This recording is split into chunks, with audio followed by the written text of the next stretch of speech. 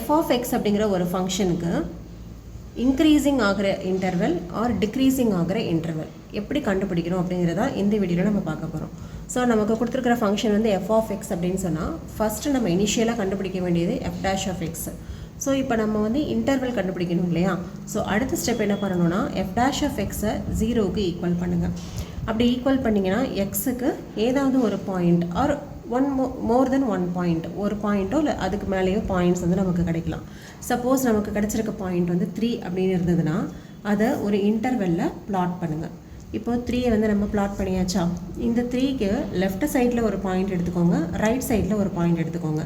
So நான் left சைடில் 2 அப்படின்னு எடுத்துக்கிறேன், ரைட் சைடில் 4ன்னு எடுத்துக்கிறேன். Any number we can choose. இப்போது இந்த லெஃப்ட் சைடில் நம்ம எடுத்தோம் இல்லையா பாயிண்ட், அந்த பாயிண்ட்டுக்கு f டேஷோட வேல்யூ என்னன்னு பாருங்கள். சப்போஸ் நமக்கு f dash கிடைக்கிற வேல்யூ வந்து ஒரு பாசிட்டிவ் வேல்யூ, அதாவது கிரேட்டர் தென் 0வாக கிடைக்குது அப்படின்னு சொன்னால் இந்த இடத்துல அதை மார்க் பண்ணி வச்சுக்கோங்க.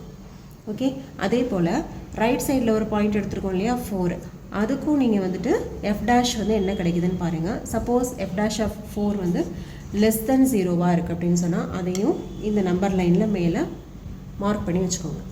இப்போ பார்த்தீங்கன்னா இந்த 3யோட லெஃப்ட் சைடில் ஃபுல்லாக இந்த ஃபங்க்ஷன் வந்து பாசிட்டிவாக இருக்குது, அதாவது இன்க்ரீஸிங்கில் இருக்குது. 3யோட ரைட் சைடில் ஃபுல்லாகவே அது எப்படி இருக்குதுன்னு சொன்னாக்க நெகட்டிவில் இருக்குது, அதாவது டிக்ரீஸிங்கில் இருக்குது. அப்போ இந்த கிவன் ஃபங்க்ஷனுக்கு எது வந்து எந்த இன்டர்வெல்லில் அது இன்க்ரீஸிங்காக இருக்குது அப்படின்னு சொன்னால் இந்த -∞, இந்த இன்டர்வெல்லில் தான் நமக்கு எப்படி இருக்குது, இன்க்ரீஸிங்கில் இருக்குது. அதுவே எதில் வந்து டிக்ரீஸிங்காக இருக்குது, எந்த இன்டர்வெல்லில் இந்த ஃபங்க்ஷன் வந்து டிக்ரீஸிங்காக இருக்குது அப்படின்னு பார்த்தீங்கன்னா 3, இது வந்து டிக்ரீஸிங்காக இருக்குது. ஸோ இது வந்து நம்ம ஒரே ஒரு பாயிண்ட்டுக்கு நம்ம போட்டு காமிச்சிருக்கோம். இதே மாதிரி எக்ஸுக்கு மோர் தென் 1 பாயிண்ட் கிடைச்சா கூட இதே சிமிலர் ஸ்டெப்ஸை ஃபாலோ பண்ணி தான் நம்ம வந்து எந்த இன்டர்வெல்லில் இன்க்ரீஸிங்காக இருக்குது, எந்த இன்டர்வெல்லில் டிக்ரீஸிங்காக இருக்குது அப்படிங்கிறத கண்டுபிடிக்க முடியும். தேங்க்யூ.